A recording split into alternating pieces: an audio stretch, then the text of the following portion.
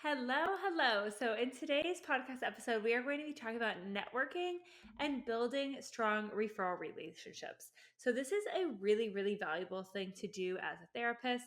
And it's one of the coolest things I think about being a therapist on Instagram is how much easier it is to network and to really build a camaraderie of private pay therapists who are doing something similar to you, who can cross refer clients, who have similar ambitious goals and dreams. um, Truly, I think that there is no better community than the therapists on Instagram. So I want to start off by sort of reshaping how we're going to think about networking a little bit. I think when a lot of people hear the word networking, they have this old mindset about trying to promote yourself in a weird way or almost be schmoozy, which isn't true, or going to awkward events where you don't know anybody and having to wear a suit and all of that. But that's not how networking has to be, especially in 2026, right? Instead, we're really going to think about it as building a community of like minded people, right? And this is such a cool, unique opportunity and perk to being so authentic online is that it comes really easy. So, you know, I want to sort of frame networking as just the ability to meet other people in your profession as you are being yourself, right? Like to make other business friends, all of that. We're not having to put on a sales pitch or do anything crazy. And this is also really important, especially as a therapist on Instagram. You're going to have people who reach out to you, who connect with you, who like your content, who either might not be in your niche or maybe they're not in the state that you're licensed in. Maybe they're looking for a provider who has a specific insurance or whatever. And you're going to need to turn them down. And ideally, right, if you have a network of therapists who you know and you trust and you feel really good about referring these folks out to, that is so much better. And those people can eventually send you clients, and it's such a win win. Okay, so let's talk about how to actually network online. Let's get into it. So, first off, I want you to start finding therapists that you resonate with on Instagram. Some of this the algorithm will do for you, right? The algorithm's going to understand what sort of content you like, what sort of content you interact with. But you can also proactively search and seek some of this out. So, the title of your Instagram page is searchable, meaning both the handle and the name field, right? And so you could search the types of therapists that you want to connect with. Maybe it's anxiety therapist, EMDR therapist, couples therapist, right? Or you could search the state, anxiety therapist, Florida, Florida therapist, Miami therapist, Fort Lauderdale therapist, whatever, Tampa therapist. And people will come up, right? And this is why optimizing your bio is so important. You could also look at local hashtags, right? So maybe you're looking at hashtag Miami therapist, hashtag Florida therapist, that kind of thing. So kind of intentionally seeking out and seeing who is in my state or my city that I want to connect with. Go through profiles and see who you resonate with, right? And follow those people. This might be people who you eventually want to refer out to, who you hope send you referrals one day. Maybe they're in the same niche as you and they would be a good clinical sounding board. But make sure that there's intention behind the connections you're making, right? We're not just trying to follow hundreds and thousands of therapists here. But, I think that therapists that you're like, oh, I like her vibe. I like what she has to say. I could see us serving similar clientele is super helpful. Or just vibe in general, right? Is this somebody who you would like to be friends with? And this is why authenticity matters on Instagram, because people should be able to tell from your Instagram page if they think that they would want to be friends with you, if they would want to grab a coffee with you or go to a workout class or grab a cocktail after work, right? People should be able to see a little bit about your humor, your sense of style, what kind of coffee you drink, the music you like, your hobbies, all of that, even your stage of life, kids or no kids, dog, how much you travel, all of that should be a little bit apparent on your Instagram page, right? You should be showing enough of your life that people have a feel for if they are similar to you. And that in and of itself is such a good reason to follow somebody, because we like-minded people and your clients like-minded people too, right? So if you feel like that is sort of missing and wouldn't be possible for people to do to you from a networking relationship, I think that that's just a helpful red flag to point out from your Instagram strategy in general. Okay, other things that we can proactively do.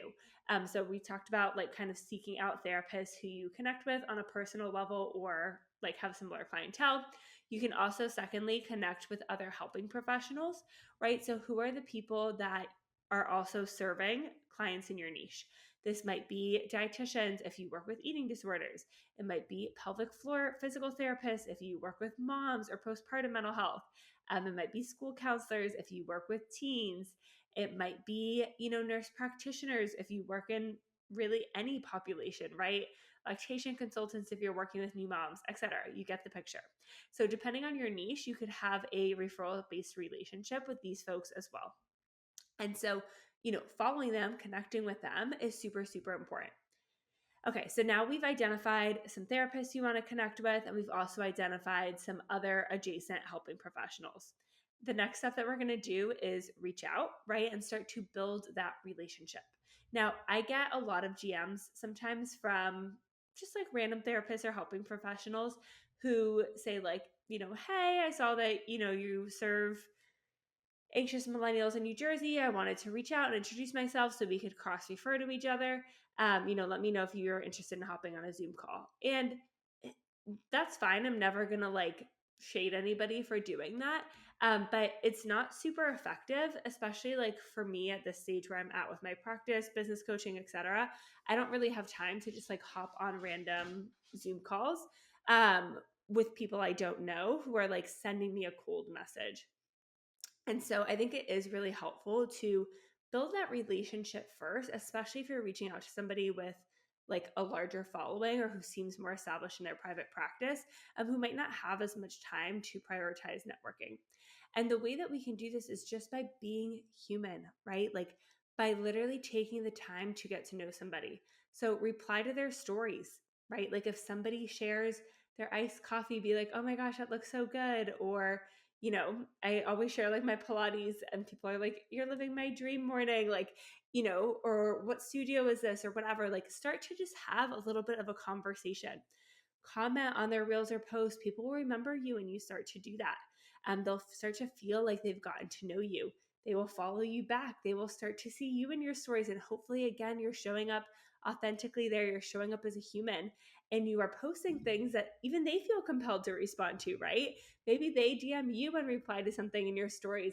And once you've gone back and forth a few times, once you've had a few little interactions, it can feel so much better to be like, by the way, like I absolutely love your vibe and I'm always looking for people to refer to. Are you taking new clients? I'd love to like hop on a call and connect. And that can feel so much more authentic because it feels so much more human. And I think it also feels so much more reciprocal, right? So I think taking that like little bit of patience and nurturing that relationship first before just like cold reaching out to somebody and asking them to collaborate or to hop on a networking call or if they want to send you clients is so, so, so helpful. Now, the only time that I think that you can just sort of like effectively cold reach out to somebody is if you have a client that you need to send them, right? Then I think it's totally fine if you're like, I don't have anyone in my network to just skip that because you're already leading with something for them, right? So, like, let's say that I did an intro call with a client and I thought they were going to be in my state, but it turns out they are whatever in Georgia. I might reach out to a therapist who I see has a similar vibe as me, specializes in anxiety, and is a therapist in Georgia, and say, hey, I just had an intro call with somebody who's looking for a therapist for anxiety. I'm not licensed in Georgia. I saw that you have like kind of a similar vibe. They're totally fine with private pay. Are you taking new clients? I'd love to send them your way. Right. That is like a great cool DM to get. And so that's something that I think we can reach out just sort of like directly out of the blue. But now let's say that that's not the case. You don't have like a client to sort of exchange in terms of building this relationship. So we're going to first identify who are therapists or other, helping professionals you want to connect with. Then we're going to start intentionally getting to know them, building community, interacting with them on Instagram. And then we're going to ask them if they want to, jump on a call, right? I kind of gave some examples for what that could look like. Now, what do we talk about on that call? You want to be human first, right? So we're not just going to jump right into business. We're definitely not going to be thirsty and jump right into send me clients. We want this to feel reciprocal, right? So start off with a little small talk, right? Build rapport the same way that you would in a client session. Talk about the weather, talk about the show that you watched last night. Talk about the show you saw that they watched last night on their Instagram stories and ask them about it, right? Do a little bit of just human connection first, and then try and understand who it is that they work with. And I always suggest leading with questions first, right? Put your therapist hat on, be curious, ask them about themselves. Everyone loves to talk about themselves, and as therapists, we do not get the chance to do that often enough, right? So ask them, who do you love working with? That's amazing. How long have you been doing this? Oh my gosh, so cool. Who are the clients that like maybe wouldn't be a good fit for you that you tend to refer out? What's your rate? Virtual, in person, that kind of thing. Like ask them with intention, right? And reflect back to them how you can help them in their practice. Say like, that's amazing. If there are a couple of therapists, I only work with individuals, but I'm often having to refer, those clients to couples therapy. So it's amazing to get to like have another referral source for that and ask them follow-up questions, right? After you've done that, let them know, who you are and what it is that you do and who it is that you would like them to refer to in your practice, right? So I think that is really helpful of like, we're not just getting on a call and saying like, hey, will you send me clients? But we're also asking about them. We're also putting in intentional effort to get to know them and to help their business too. Now, you've done this, you've connected, you've gotten to know them. I think it is still helpful to continue to nurture that relationship. And that's one of the reasons why I love Instagram as a networking platform, because it makes it so easy to continue to do that with very simple things like replying to stories, sending a quick DM, commenting on their posts, that kind of thing. Now, when the time comes and you actually do have a client to send this person, I definitely suggest doing a warm handoff, right? So you can either share, what I usually do is I will share the therapist's contact info with the potential client, right? But first, I will send a DM to that therapist and say, hey, I just want to check in. Are you taking new clients right now? I have a referral for you. They say yes or they say no. If they say no, I will send it to somebody else, right? Because I do want this client to get access to care. I don't want to just shuffle them from me to somebody else, right? Um, if they say yes, then I might send like a voice note with a little bit of more information and say, like, just want to make sure that seems like a good fit based off our previous combos. I thought so, but just wanted to confirm. And then I will say, amazing. I'm going to send the client your information. Their initials are whatever, AM. I hope that they reach out, right? And that's it. You send the client their information. You could send their Instagram. You could send their website. You could send their site today. You could ask the therapist, what do you prefer I send them? And just kind of go from there, right?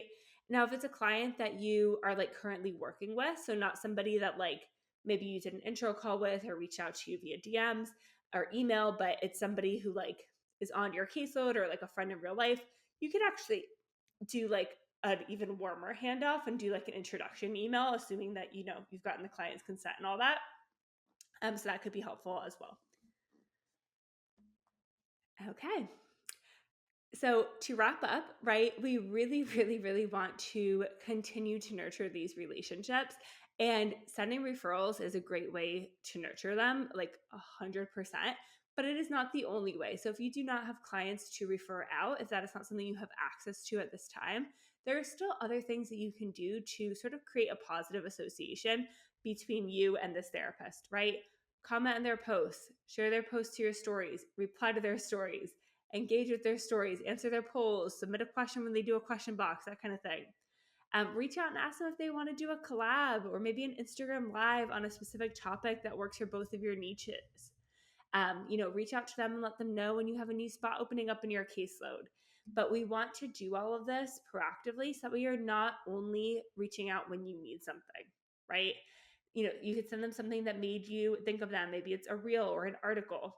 And if they send you a referral, send them a thank you. It could be a DM, I would say, is like the bare minimum. I would definitely do at least a voice note thanking them. You might send like a little $5 coffee gift card or something, or an e-card. All of that goes a really long way, but people want to like feel appreciated, right? And so if we can do that, if we can send a simple thank you when somebody refers as a client, that is so, so, so helpful. So I want to challenge you to find 3 therapists and start building your relationship with them. Be intentional. We're not going to spam them. We're not going to comment on everything they do every single day, but start to interact with them with intention. And if you've already been doing that, if you're like, Kelly, I have checked all of this for this episode, then ask somebody who you're already connecting with on Instagram to hop on a Zoom call or to meet up in real life and grab a coffee. Take that relationship off of Instagram so that way you can actually become a trusted referral source for, that therapist. A community of therapists is so valuable, not just in like filling your caseload, but having people to bounce ideas off of, to, talk about challenging cases with, to like, I don't know, feel like you're not alone on this like Instagram island, to complain, to vent, to have fun with, to again, grab a coffee, grab a drink with. All that is so, so, so valuable. So please get started with it. I promise there is an amazing, welcoming, supportive community waiting for you on the other side of Instagram. All right. I will talk to you soon, my friends. Bye.